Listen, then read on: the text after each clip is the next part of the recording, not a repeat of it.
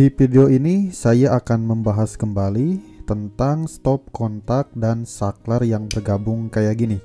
Di video sebelumnya, cara pemasangan saklar dan stop kontak ini yang dimana fungsinya saklar ini sebagai ke lampu, stop kontak ini sebagai ke beban. Nah, jadi ada teman saya yang request tolong dibuatkan bagaimana caranya stop kontak ini bisa bekerja jika saklarnya di-on-kan. Jadi nanti stop kontak ini akan standby atau akan bekerja jika saklarnya di on off kan.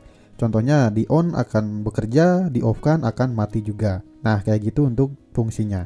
Tetapi posisi kayak gitu ada kekurangannya teman-teman. Kekurangannya apa? Nanti saya akan bahas setelah selesai mengerjakan pemasangan kabelnya, oke? Baik, seperti yang sudah saya bahas di video sebelumnya, untuk pemasangan stop kontak ini, di depannya ketika lihat pandangan ke depan itu, posisi pasangnya harus di kiri, posisi netralnya harus di kanan. Itu sesuai petunjuk PUIL 2011. Dan yang ini adalah groundingnya teman-teman. Jika kita balik, berarti nanti pemasangan fasa di sini, pemasangan netral di sini, dan groundingnya kita pasang di sini. Oke, akan saya pasang dulu. Bagaimana cara pasangnya? Jadi di sini saya contohkan adalah MCB KWH meter. Anggap aja kayak gitu supaya teman-teman pada paham. Jadi dari MCB KWH meter, karena di sini pemasangan stop kontak dan saklar, kita pasangkan dulu dari MCB KWH meter dimasukkan ke saklar sini, teman-teman. Oke, akan saya pasangkan dulu, nanti saya jelaskan lagi. Nah, bisa dilihat teman-teman, sudah saya pasangkan dari MCB KWH meter dimasukkan ke lubang saklar yang ada di baut sini. Selanjutnya, keluaran saklarnya kita masukkan ke sisi pasa stop kontak sini, atau istilahnya mah dijamperkan teman-teman. Oke, saya pasangkan dulu, nanti saya jelaskan lagi.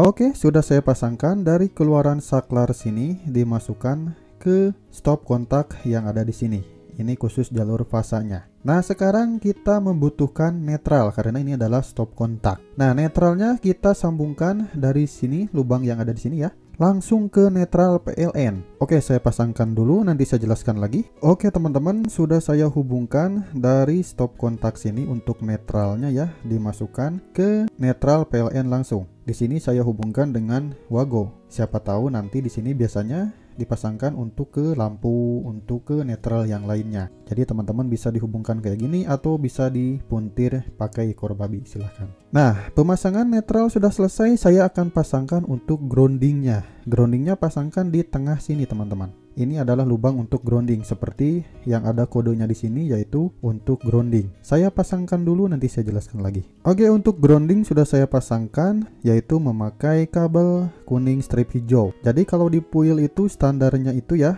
untuk fasanya warna hitam, untuk netralnya warna biru, untuk groundingnya warna kuning strip hijau. Ini saya pasang sudah sesuai PUIL. Nah, di sini saya tidak memakai pipa konduit. Kenapa? Karena supaya teman-teman mengetahui jalur-jalur yang masuk ke stop kontak ini. Nah, pemasangannya sudah selesai nih, hanya segini saja. Saya akan uji coba apakah pemasangan ini berhasil. Saya akan balik dulu untuk si stop kontak dan saklarnya ini. Oke teman-teman, sudah saya balik nih untuk si stop kontak dan saklarnya. Jadi teman-teman, saya akan ulangi lagi untuk pemasangannya ya, supaya teman-teman lebih jelas. Jadi dari MCB KWH meter dimasukkan ke saklar langsung ke yang ada di sini. Keluaran saklar dijamperkan masuk ke stop kontak, harus lubang yang kiri ini. Selanjutnya untuk netralnya yang ini langsung dimasukkan ke netral PLN. Dan untuk groundingnya silahkan dipasangkan di tengah-tengah sini. Groundingnya bisa ke tanah langsung dan ada juga yang ke KWH meter. Nah, sekarang saya akan uji coba apakah rangkaian ini berhasil teman-teman. Saya akan coba menggunakan fan ini teman-teman. Nanti kita colokin untuk stekernya. Apakah fan ini bisa berputar? Oke, sekarang saya akan coba on-kan untuk MCB KWH meternya. 3, 2, 1. Nah, posisi MCB sudah on. Mari kita colokin untuk stekernya. Apakah si fan ini berputar? Lihat teman-teman, kita colokin. Nah, si fan ini tidak berputar teman-teman. Kenapa? Karena saklar ini belum di-on-kan teman-teman. Tadi kan pengen stop kontak ini bekerja ketika si saklar ini di-on-kan. Kayak gitu kan pengennya? Oke, sekarang saya on-kan, apakah fan ini berputar? Lihat, 3, 2, 1. Nah, lihat teman-teman, untuk fan-nya berputar. Kita coba off-kan lagi. Nah, ketika di-off-kan, si fan ini berhenti teman-teman, berhenti berputar. Kita coba on-kan lagi. Nah, lihat, fan-nya kembali berputar. Jadi, posisi stop kontak ini bisa standby, bisa on jika saklar ini di on off kan teman-teman. Oke, kita off kan lagi. Nah, berarti stop kontaknya tidak bertegangan kembali, fan pun berhenti.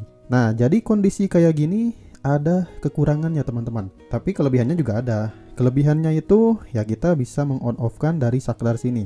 Nah, kekurangannya itu di stop kontak ini kan tadi tertulis untuk ampernya sampai 16 ampere, dan untuk saklar ini tadi hanya sampai 6 ampere saja. Maka dari itu jika kita menggunakan on off-nya dari saklar ini, jadi stop kontak ini melewati beban saklar ini, sehingga stop kontak ini untuk ketahanan ampernya jadi berkurang teman-teman. Jadi si stop kontak ini hanya sampai 6 ampere saja untuk bebannya. Jadi jika teman-teman ingin melakukan hal kayak gini ya silakan saja, tetapi untuk bebannya tidak boleh lebih dari 6 ampere. Baik, jadi segitu teman-teman, mudah-mudahan bermanfaat. Ditunggu untuk video saya yang selanjutnya.